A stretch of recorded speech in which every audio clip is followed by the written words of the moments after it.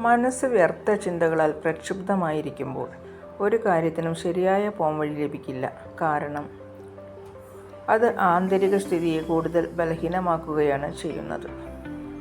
അതിനാൽ സമയവും സാഹചര്യങ്ങളും അനുസരിച്ച് ശുഭമായ ചിന്തകൾ മാത്രം രചിക്കാൻ ശ്രദ്ധിക്കൂ. ചിന്തകൾക്കിടയിൽ അകലം പാലിക്കുമ്പോൾ സ്വതവേ മനസ്സ് നിശബ്ദമാകുന്നു, ശാന്തമാകുന്നു.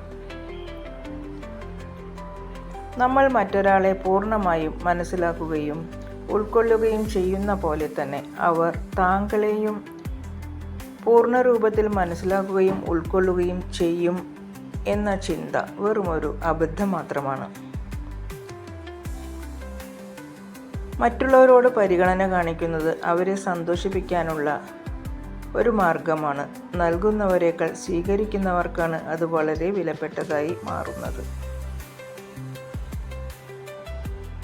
വിമർശകരുടെ അഭിപ്രായങ്ങൾ നിങ്ങൾ ലക്ഷ്യത്തിലേക്ക് എത്തുന്നതോടെ മാറിക്കോളും. വളരെയധികം സ്നേഹത്തോടെ എല്ലാവർക്കും ശുഭരാത്രി. Good night.